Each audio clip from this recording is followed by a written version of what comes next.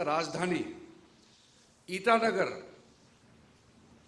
हमारा देश का सबसे खूबसूरत शहर आराम से बन सकता है। कहीं हम लोगों ने मिस किया है एक गोल्डन अपॉर्चुनिटी। लगभग 40 साल तो हमने काफ़ी नुकसान किया है, लेकिन अभी सब कुछ खोया नहीं है। काफ़ी सुधार सकता है, अभी भी हम लोगों के हाथ में है। और मैं मानता हूँ यहाँ जब कॉरपोरेशन बन गया तो कॉरपोरेशन का कॉन्सेप्ट उनके जो सोच से लेकर के ईटानगर अच्छा शहर बन सकता है। जब ये स्मार्ट सिटी का सिलेक्शन हो रहा था तो ईटानगर हुआ नहीं है।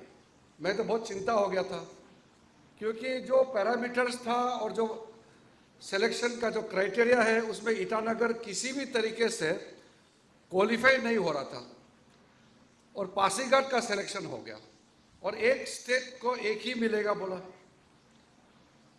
अब आसाम जिसका 3.5 करोड़ पॉपुलेशन है उसको भी एक दिया, तो अरुणाचल को 2 कैसे मिलेगा, ये सवाल आ गया। काफ़ी पॉलिसी लेवल में बातचीत करके फिर ईटानगर का बिडिंग प्रोसेस में आया और फिर ईटानगर को स्मार्ट सिटी प्रोजेक्ट में इंक्लूड किया गया। जब ये स्मार्ट सिटी इंक्लूड किया तो यहाँ बैठक हुआ। मैंने उस समय जब स्मार्ट सिटी सिलेक्शन का समय में क्या क्या प्रायोरिटी होना चाहिए वो मैंने उस समय शेयर किया था। और लेटेस्ट जब मैंने ईटानगर और पासीघाट का रिव्यू मीटिंग लिया तब भी कई चीज़ें मैंने बताया था उस समय कि क्या क्या चीज़ प्रायोरिटी होना चाहिए। एक शहर को खूबसूरत शहर बनाने के लिए प्राथमिकता क्या होना चाहिए। ईटानगर पासीघाट का अलावा हमारे जितना भी अर्बन सेंटर है सबको डेवलपमेंट होना है। ये नहीं है कि 2 स्मार्ट सिटी है बाकी नहीं होना है, ऐसा नहीं है। ये एक मॉडल है, एक पायलट प्रोजेक्ट है, लेकिन डेवलप करना है हर एक डिस्ट्रिक्ट हेडक्वार्टर, हर एक अर्बन सेंटर को डेवलप करना है। उसको बोलता है अर्बन डेवलपमेंट। और हमारे जितने गांव हैं वो भी खूबसूरत होना है, वो रूरल तरीके से उसका कंसेप्ट से डेवलपमेंट होगा। तो जितना अर्बन सेंटर है, आज मैं जो देखता हूँ अरुणाचल का डिस्ट्रिक्ट हेडक्वार्टर का, एक तो ट्रैफिक का इशू होता है, वहाँ कॉलोनी में साफ सफाई का इशू रहता है, और प्लानिंग को लेकर के हमारा बड़ा इशू है। मैं जब ईटानगर को देखता हूँ और मैं क्यों बोलता हूँ कि इसका एक गोल्डन अपॉर्चुनिटी हमने मिस किया है। तो नाहरलगन का जो कोने में वहाँ ब्रिज है, ब्रिज के सामने में एमएलए हॉस्टल था। तो हम लोग तो बचपन में वहाँ एमएलए हॉस्टल से देखता था, तो वहाँ कुछ लेबर आकर के काम कर रहा है, तो हम लोग को बताया गया कि यहाँ ब्रिज बना रहा है। तो ये ब्रिज जो है किस लिए बना रहा है? ये ब्रिज जो है आगे जाकर के एक जगह है, उसको नया ईटानगर नाम का एक जगह है, वहाँ अरुणाचल का कैपिटल बनेगा। और ये ब्रिज से क्रॉस करके ये रास्ता जाएगा और ईटानगर जाएगा। वो 12 किलोमीटर है। हम लोग तो छोटा था तो इतना आइडिया नहीं था क्या होना चाहिए, डेवलपमेंट कैसा होना चाहिए। लेकिन उस समय नाहरलगन इतना खूबसूरत था। 1972 में नाहरलगन तो बहुत जंगल था, और 1980 तक आप लोग जो लोग देखा होगा नाहरलगन कितना सुंदर था। वहाँ पार्क भी होता था, जानवर भी होता था, फूल का बगीचा होता था, आदमी गाड़ी चलने के लिए, पैदल चलने के लिए उस समय भी। क्योंकि उस समय के जो ऑफिसर लोग थे बहुत स्टैंडर्ड ऑफिसर थे और उन्होंने तरीके से इम्प्लीमेंट किया था। लेकिन ताज्जुब की बात यह है, जब ईटानगर बना, जब भी कोई भी चीज़ नया चीज़ बनता है तो वो प्लानिंग का साथ बनता है। इवन जो पुराना शहर चंडीगढ़ को लोग कहते हैं कि इंडिया का सबसे प्लान सिटी है, तो चंडीगढ़ में प्लान सिटी, आज इंडिया में नया नया 1-2 शहर बना है जिसको प्लान माना जाता है। लेकिन पुराना सिटी को तोड़ फोड़ की बनाने में, रिकंस्ट्रक्ट करने में टाइम लगता है, क्योंकि एक बार बन चुका है उसको रिकंस्ट्रक्ट करने में टाइम लगता है। ईटानगर तो एकदम ग्रीन फील्ड, कुछ भी नहीं, फ्रेश बनाया। लेकिन बाद में देखा तो यहाँ कोई प्लानिंग नहीं। मिनिस्टर का घर भी प्राइवेट आदमी का घर बन गया, ऑफिसर का घर भी कुछ साल के बाद प्राइवेट बन गया, जिसको जो अलॉटमेंट दिया वो उसका पर्सनल घर बन गया। कोई कॉलोनी नहीं, कुछ नहीं, इतना हेफाजत से हमारा कैपिटल का डेवलपमेंट हुआ। हम लोग ने देखा उस समय, हम तो सरकार में नहीं था, आप लोग जानते हैं, हम लोग तो 2014 में पहली बार मैं मंत्री बना, तो जिंदगी हम लोग तो अपोजिशन में थे, तो गवर्नेंस में हिस्सा था नहीं, लेकिन सोचता था कि काश हमारा ईटानगर भी इतना नया शहर, बहुत खूबसूरत शहर बनता, प्लानिंग का साथ बनता तो बहुत अच्छा होता। अब हम किसी को ब्लेम भी नहीं कर सकते, क्योंकि हमारे यहाँ कोई नॉलेजेबल आदमी था नहीं, कोई इतना स्टडी करके जिसका पास बहुत नॉलेज है ऐसे भी था नहीं। जो हमारा लीडर था वो भी तो हम लोग जैसे गांव से खेती करके आके लीडर बनाए, मिनिस्टर बनाए, तो कितना एक लिमिटेड नॉलेज का पास कितना आइडिया हो सकता है, वो मैं मानता हूँ। इसलिए हम लोग किसी को ब्लेम नहीं कर सकते हैं। लेकिन अब तो अगर हम लोग ठीक नहीं करेगा, अब दुनिया मालूम है हम लोग क्या है, सब जानता है आज के ज़माने में। ये सारा जानकारी होने के बाद भी अगर हम अपना शहर को खूबसूरत नहीं बना सकता है, तो फिर हम अपने आप को भी माफ़ नहीं कर सकते हैं। हमारा अपना घर खूबसूरत होने से कुछ नहीं होता है। लोग सोचते हैं कि अपना घर को चमकाओ, घर को चमकाओ। अरे घर चमका के कुछ नहीं होता है जब तक आपका शहर नहीं चमकेगा। आपका शहर, आपका स्टेट सुंदर होगा तो आपका जगह भी अपने आप सुंदर हो जाएगा। तो मैं जो देखता हूँ आज के दिन में, बिल्डिंग तो बन रहा है, पैसा तो आ रहा है। कोई कोई बोलता है ना पैसा नहीं है, पैसा नहीं है तो इतना बिल्डिंग कैसे बन रहा है? अगर पैसा नहीं होता तो ये एकदम ट्रैफिक जाम कैसे होता है? इनकम है, पैसा जनरेट हो रहा है, जितना मिलना चाहिए लोग नहीं मिल रहा होगा, सबको पैसा नहीं मिल रहा होगा, लेकिन हमारा स्टेट डेवलप भी हो रहा है, आगे भी बढ़ रहा है। लेकिन तरीका से आगे बढ़ना चाहिए कि गाड़ी है लेकिन पार्किंग करने का जगह नहीं, तो फायदा क्या है बताइए? तो इसलिए मैं मानता हूं कि ईटानगर एक मॉडर्न शहर का रूप में उभर सकता है। और मैं इसलिए कहता हूं कि ये लेट नहीं हुआ क्योंकि यहाँ एक्सपांशन का जगह है। आज मुख्यमंत्री जी भी यहाँ हैं, हमारा ईटानगर का लोकल एमएलए, मेयर सब आप लोग बैठा है। पब्लिक को किस तरीके से हम लोग अपना इस अभियान में जोड़ना है। विदाउट पब्लिक सपोर्ट, सिटीजन का सपोर्ट के बिना कुछ भी नहीं कर सकता है। मैं आपको सीधा बोलता हूँ, आजकल आराम से लोग गाली दे देते हैं किसी भी मिनिस्टर, ऑफिसर, कॉरपोरेटर, किसी को भी काम करने ये लोग बोलते हैं, लेकिन सफाई करने में सबको लगना पड़ता है। गंदा करने के लिए एक आदमी भी गंदा करके बर्बाद कर सकता है। तो हर एक सिटीजन, ईटानगर का सिटीजन को सिविक सेंस आना चाहिए, उसको रेस्पॉन्सिबिलिटी आना चाहिए। तो रेस्पॉन्सिबिलिटी मतलब सबका बराबर, सफाई कलेक्ट से लेकर के सफाई डिस्पोजल से लेकर के फिर उसको फिर वेल्थ में कैसे कन्वर्ट करना। अभी मेयर साहब बता रहा था, जो वेल्थ जनरेट करने का, वेस्ट से जो जनरेट करने का आजकल टेक्नोलॉजी अवेलेबल है। अभी जो लास्ट वीक का कैबिनेट मीटिंग में जो पास किया है मोदी जी के नेतृत्व में, वो तो बहुत फायदा होने वाला है।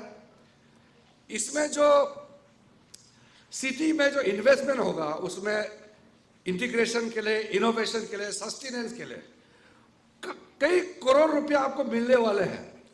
तो इसको प्राप्त करने के लिए हमारा कॉरपोरेशन थोड़ा स्टडी करे, और ये 3 साल के लिए कैबिनेट का अप्रूवल हो चुका है। आपको लोन भी मिलेगा इसमें, और ईटानगर में लोन लेकर के काम सक्सेस होने में कोई दिक्कत नहीं होगा, क्योंकि ईटानगर एक फलता फूलता शहर है, ये रिसोर्सफुल शहर है।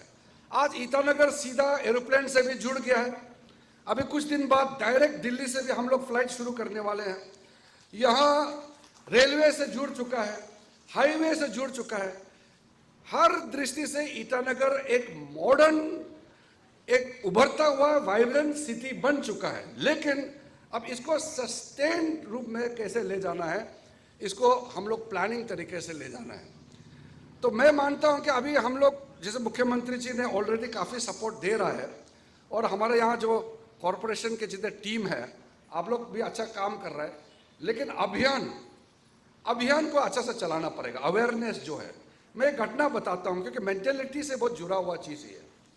हम 2005 में बर्मिंघम गए थे, इंग्लैंड में, एक सेंट्रल इंग्लैंड में एक शहर है बर्मिंघम। तो बर्मिंघम में हम लोग वहाँ का शहर का विकास कैसे होता है देखने गया। तो मेरे साथ में इंडिया से और एमपी थे, अब हम नाम नहीं बोलेगा, नाम लेके बोलने से बदनाम होता है। तो वहाँ एक्सप्लेन किया कि यहाँ बर्मिंघम में ट्रैफिक मूवमेंट के लिए क्या व्यवस्था किया है, पार्किंग के लिए क्या व्यवस्था है, सिटी सेंटर में क्या है, साइकिल चलने वाला के लिए, पैदल चलने वाला के लिए, ब्यूटिफिकेशन के लिए और वेस्ट मैनेजमेंट के लिए, क्लीनिंग के लिए, सब चीज शहर का ओवरऑल एक प्रोजेक्ट हम लोग को बताया।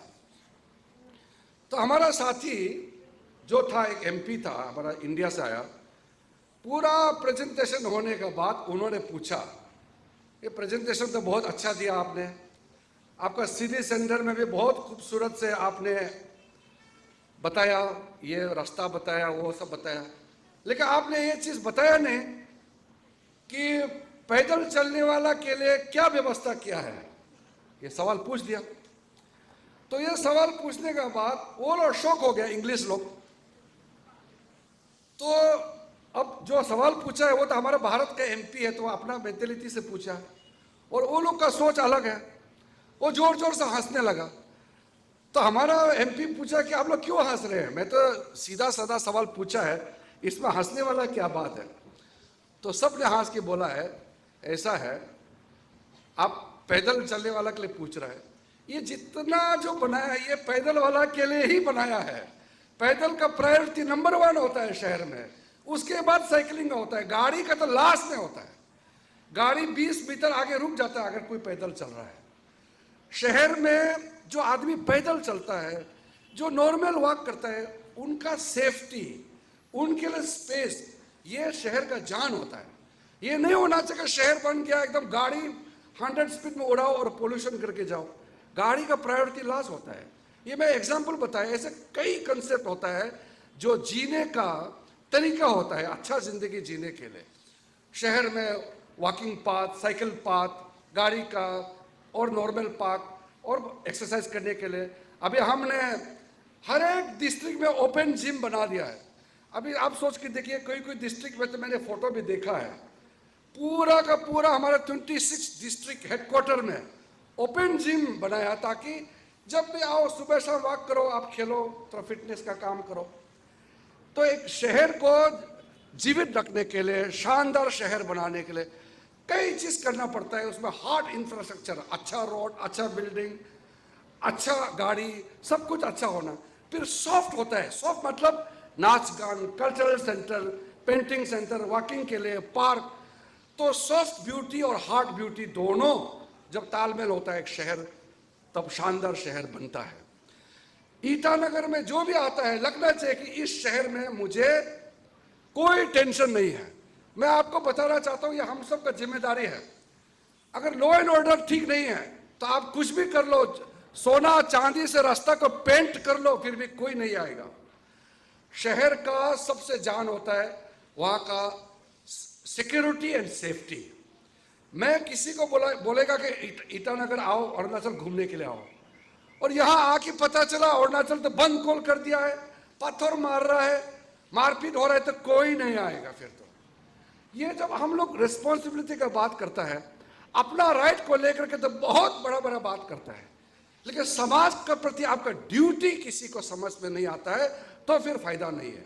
इसलिए मैं हमेशा कहता हूं, अपना हक के लिए लड़ाई लड़ना चाहिए, लेकिन हक का लड़ाई लड़ने से पहले आपका दायित्व क्या है, आपका रिस्पॉन्सिबिलिटी क्या है, वो निभाओ, फिर आप अपना हक मांगो। आप समाज में कुछ दे नहीं सकता इसलिए मांगते रहेगा, ऐसा कुछ नहीं होना चाहिए। हमारा यहाँ लोग आते ही मजा, बिजनेसमैन भी आके लगना चाहिए कि यस, ईटानगर में बिजनेस का बहुत बड़ा एकदम एटमॉस्फेयर, यहाँ कोई टेंशन नहीं है। या टूरिस्ट भी आके लगना चाहिए कि ईटानगर में आया तो मुझे घूमने का साथ साथ लोगों का बिहेवियर भी बहुत अच्छा है, प्यार मोहब्बत मिल रहा है, यहाँ जो करना चाहे टेंशन के फ्री हम काम कर सकता है। तो ये सारा चीज जो है एक व्यवहारिक चीज होता है इंसान का। किसी भी जगह को अच्छा जगह बनाने के लिए उस जगह का नागरिक का बिहेवियर सबसे इंपॉर्टेंट होता है।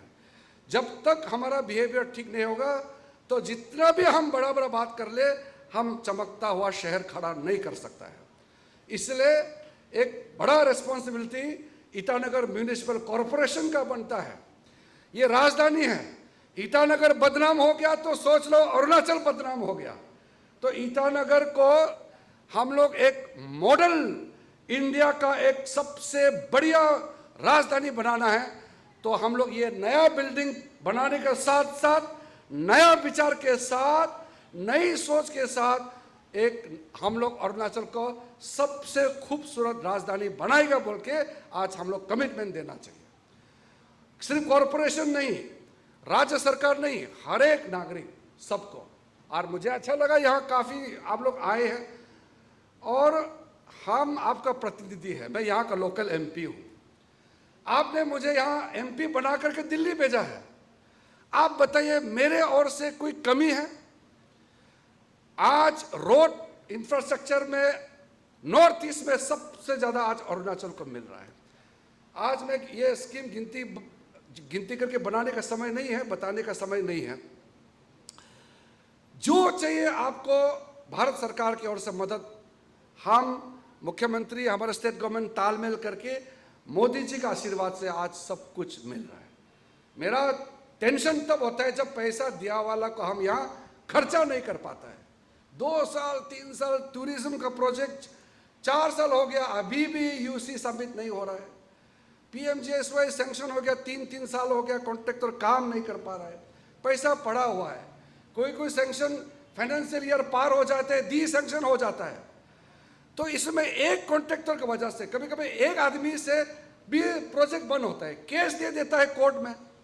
और कोर्ट बिना मतलब कोई जज, मैं तो अभी इतना जज लोगों को क्रिटिसाइज नहीं कर रहा हूँ, लेकिन फिर भी मैं बताना चाहता हूँ, कभी कभी कोर्ट में उन लोगों को मालूम नहीं, एक आदमी ने केस दे दिया, स्टे ऑर्डर दे दिया, एक स्टे ऑर्डर दे दिया, रास्ता बस 2 साल बंद हो गया, तब तक कॉस्ट एस्केलेशन हो गया, फिर अनवायबल हो गया प्रोजेक्ट। कभी कभी जमीन लेकर के झगड़ा हो जाता है, कॉम्पेंसेशन का नाम में झगड़ा हो जाता है। तो कई तरीके से प्रोजेक्ट बंद होता है। तो पब्लिक का सहयोग हम लोग को प्राप्त करना ही चाहिए। नहीं तो आज का दिन में अरुणाचल को जितना पैसा मिल रहा है आप सोच भी नहीं सकता है। पब्लिक मीटिंग में ये फाइनेंस का बात ज़्यादा करने से बोरिंग हो जाएगा, क्योंकि ये थोड़ा टेक्निकल चीज़ है। हम लोग जब 1-2 बैठ के मैं पूरा समझाऊंगा कि अरुणाचल को, नागालैंड, मणिपुर, मिजोरम को जितना पैसा मिलता है उसका normal allocation more than 3 times Arunachal को मिलता है।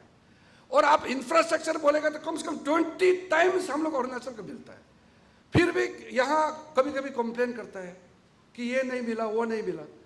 तो ये अवेयरनेस लाना बहुत जरूरी है। मैं तो हर ऑफिसर को बोलता हूँ, जब आप बेनिफिशियरी को कुछ स्कीम देता है तो बताइए ये स्कीम कैसे आया है, कितना मेहनत करके आया है। ऐसे फ्री में आसमान से स्कीम नहीं आता है। स्कीम लाने के लिए प्लानिंग करना पड़ता है, उसके लिए पॉलिसी बनाना पड़ता है, उसके लिए बहुत समय लगता है, तब जाके स्कीम लाता है। और यह आराम से स्कीम रोक देता है किसी न किसी वजह से। तो इसीलिए अरुणाचल का फ्यूचर बहुत ब्राइट है। अच्छा स्टेट गवर्नमेंट, अच्छा म्यूनिसिपल कॉरपोरेशन, सब कुछ प्रॉब्लम नहीं है। बस हम लोग अभी तालमेल करके जो पास्ट में पहले में जो प्रॉब्लम हुआ उसको भूल के फ्यूचर रिकंस्ट्रक्शन करना है। मैं देखना चाहता हूं अगले कम से कम 1 डेकेड, 10 साल के अंदर में अरुणाचल कम से कम नंबर 1, 2, 3 में खड़ा होना चाहिए इंडिया में, हर डिस्ट्रिक्ट में। तो ये जरूर होगा जिस कमिटमेंट का साथ हम लोग सब सोचा है। आज आप लोग इतने सब यहाँ इस एक खुशी का अवसर पर, शुभ अवसर पर आप लोग आए हैं। फिर से ईटानगर के वासियों को ये ईटानगर म्यूनिसिपल कॉरपोरेशन का शानदार बिल्डिंग के लिए मुबारकबाद है। आप सबका अभिनंदन करता हूँ। फिर मैं मुख्यमंत्री जी, उप मुख्यमंत्री जी, उनके पूरे टीम, चीफ सेक्रेटरी, आप सबको मैं खास करके धन्यवाद इसलिए देता हूँ कि राज्य सरकार की तरफ से जो चाहिए ईटानगर के लिए मदद मिलते रहता है। और यहाँ के मेयर साहब, डिप्टी मेयर, कॉरपोरेटर, जितना मेंबर है, आप लोग बहुत अच्छा काम कर रहे हैं।